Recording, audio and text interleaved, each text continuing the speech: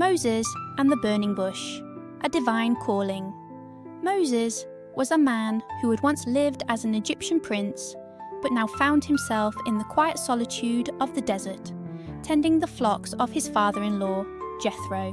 Decades had passed since he fled Egypt, leaving behind his royal life after killing an Egyptian taskmaster in defense of a Hebrew slave.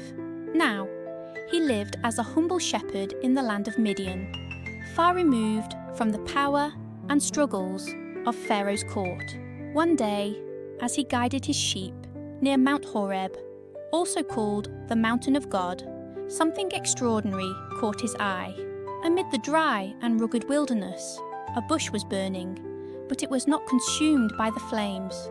The fire flickered and roared, but the branches and leaves remained intact. Moses was astonished.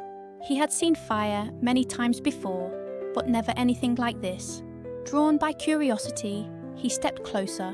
As he did, a voice called out from within the flames, "Moses! Moses!" Startled, Moses replied, "Here I am." Then the voice spoke again, "Do not come any closer. Take off your sandals, for the place where you are standing is holy ground." Realizing this was no ordinary fire, Moses quickly removed his sandals, his heart pounding.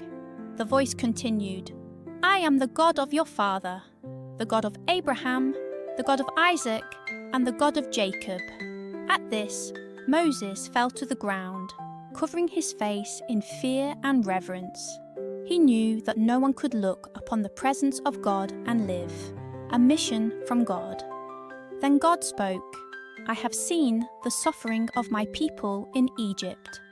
I have heard their cries under the oppression of Pharaoh, and now I have come down to deliver them and lead them to a land flowing with milk and honey. And Moses, I am sending you to Pharaoh to bring my people out of Egypt." Moses' heart must have stopped for a moment. Him? A mere shepherd? A man who had fled Egypt in disgrace? How could he return and confront Pharaoh? He immediately protested, "Who am I that I should go to Pharaoh and bring the Israelites out of Egypt?" But God reassured him, "I will be with you, and as a sign, when you have led my people out, you will worship me on this very mountain." Moses, still uncertain, asked, "But when I go to the Israelites and tell them, 'The God of your fathers has sent me,' they will ask, 'What is his name?' What should I tell them?" Then God revealed his divine name, "I am who I am." Tell them, "I am has sent me to you." This name signified God's eternal, unchanging nature. He's the same yesterday, today, and forever. Moses' fears and God's power. Despite hearing this, Moses was still afraid. What if they don't believe me? What if they say, "The Lord didn't appear to you"?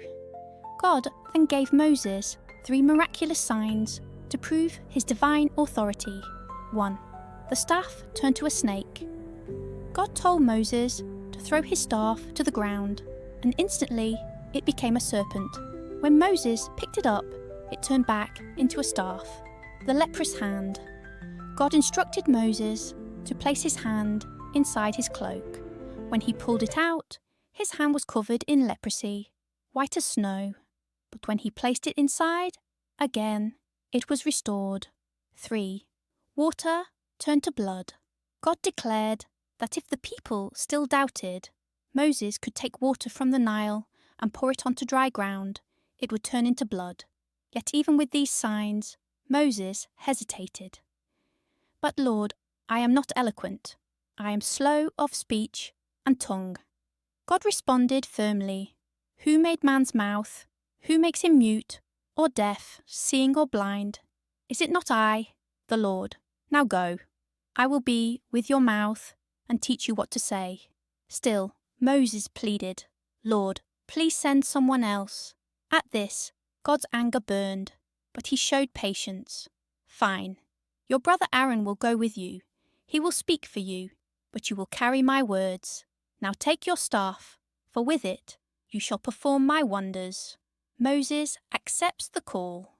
With no more excuses, Moses finally submitted to God's will. He returned to Jethro, asked for permission to go back to Egypt, and set off on the mission that would change history forever. This encounter at the burning bush was the moment when Moses, once an exile and fugitive, became the chosen leader of God's people. Through faith and obedience, he would go on to perform mighty miracles, confront Pharaoh, and lead Israel out of slavery. What can we learn from this story? 1. God calls the ordinary. Moses was not a great speaker or warrior, yet God chose him.